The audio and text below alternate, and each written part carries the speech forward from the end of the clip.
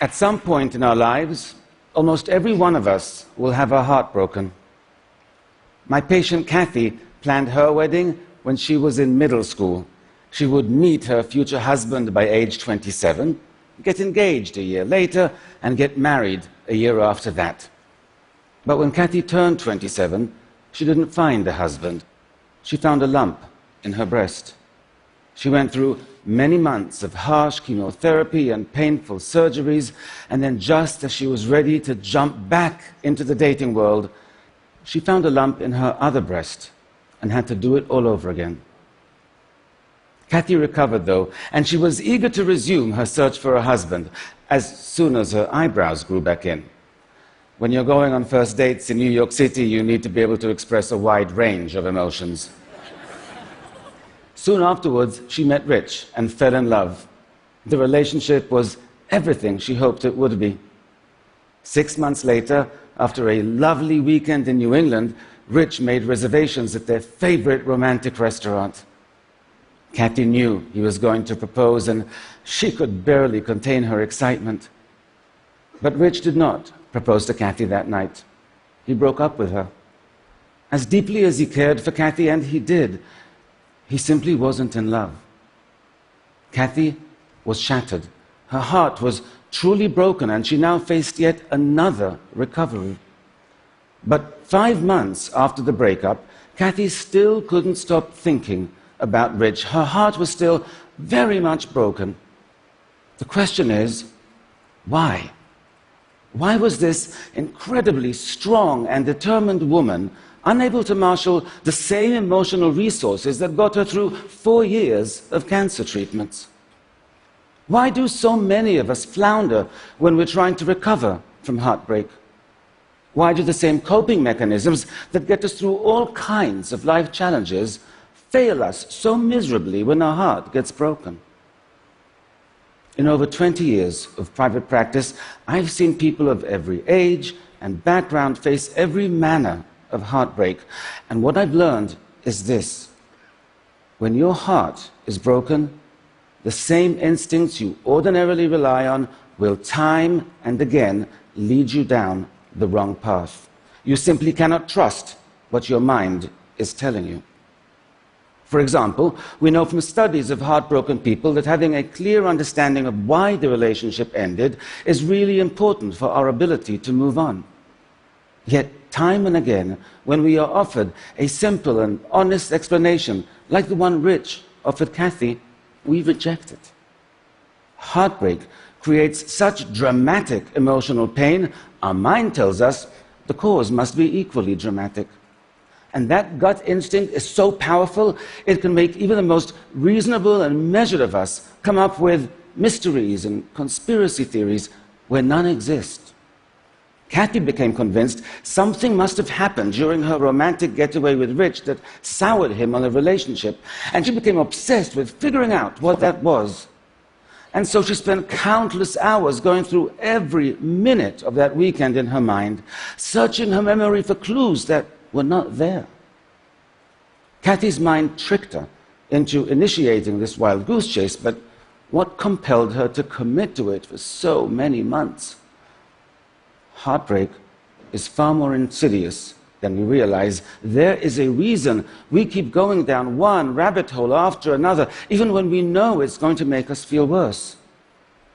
Brain studies have shown that the withdrawal of romantic love activates the same mechanisms in our brain that get activated when addicts are withdrawing from substances like cocaine or opioids.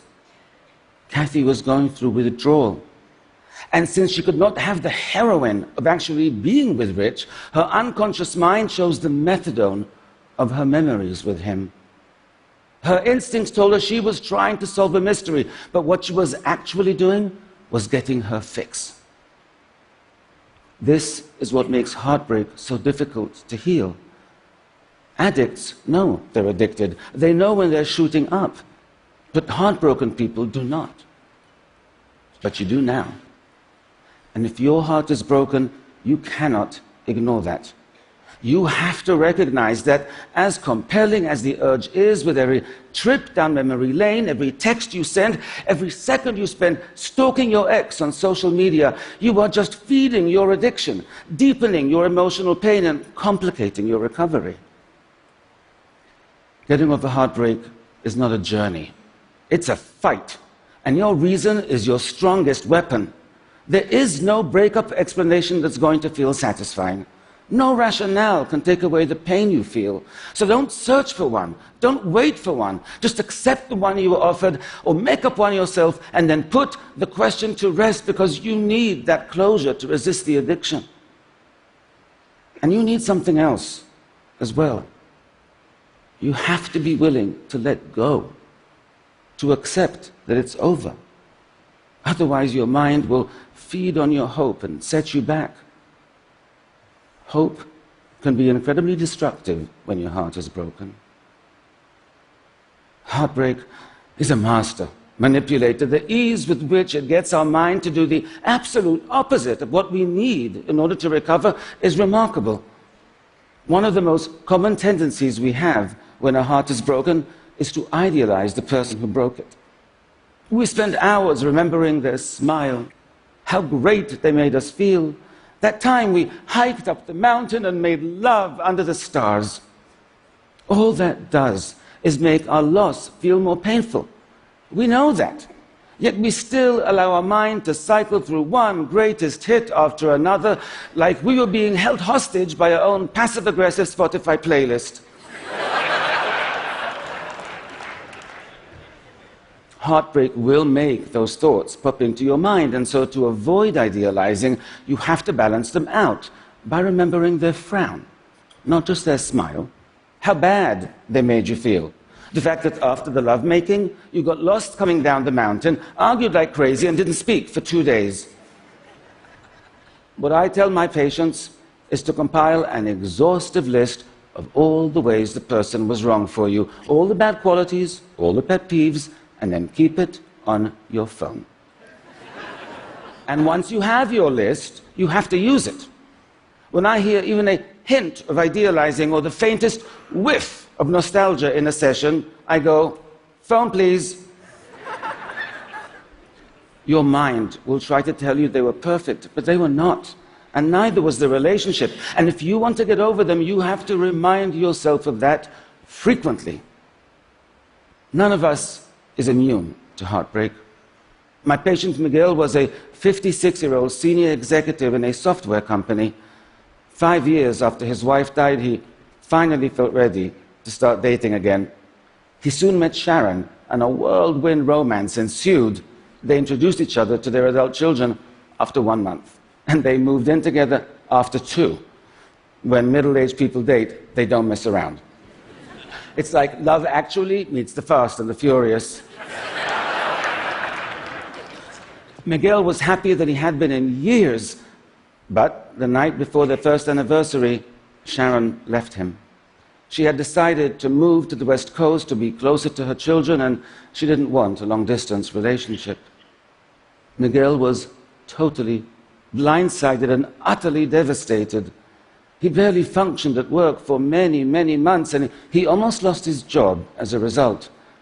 Another consequence of heartbreak is that feeling alone and in pain can significantly impair our intellectual functioning, especially when performing complex tasks involving logic and reasoning. It temporarily lowers our IQ.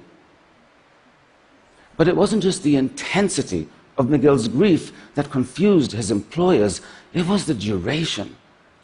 Miguel was confused by this as well, and really quite embarrassed by it. "What's wrong with me?" he asked me in our session. "What adult spends almost a year getting over a 1-year relationship?" Actually, many do.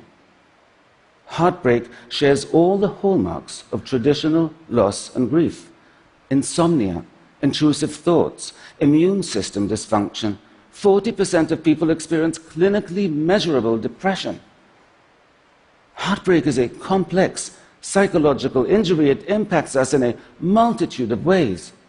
For example, Sharon was both very social and very active. She had dinners at the house every week. She and Miguel went on camping trips with other couples. Although Miguel was not religious, he accompanied Sharon to church every Sunday, where he was welcomed into the congregation. Miguel didn't just lose his girlfriend. He lost his entire social life, the supportive community of Sharon's church. He lost his identity as a couple. Now, Miguel recognized the breakup had left this huge void in his life, but what he failed to recognize is that it left far more than just one. And that is crucial, not just because it explains why heartbreak can be so devastating, but because it tells us how to heal. To fix your broken heart, you have to identify these voids in your life and fill them. And I mean all of them. The voids in your identity. You have to reestablish who you are and what your life is about. The voids in your social life, the missing activities, even the empty spaces on the wall where pictures used to hang. But none of that will do any good unless you prevent the mistakes that can set you back, the unnecessary searches for explanations, idealizing your ex instead of focusing on how they were wrong for you, indulging thoughts and behaviors that still give them a starring role in this next chapter of your life when they shouldn't be an extra. Getting over heartbreak is hard, but if you refuse to be misled by your mind and you take steps to heal, you can significantly minimize your suffering. And it won't just be you who benefit from that. You'll be more present with your friends, more engaged with your family. Not to mention the billions of dollars of compromised productivity in the workplace that could be avoided. So if you know someone who's heartbroken, have compassion, because social support has been found to be important for their recovery. And have patience, because it's going to take them longer to move on than you think it should. And if you're hurting, know this: it's difficult. It is a battle within your own mind, and you have to be diligent to win. But you do have weapons. You can fight, and you will heal. Thank you.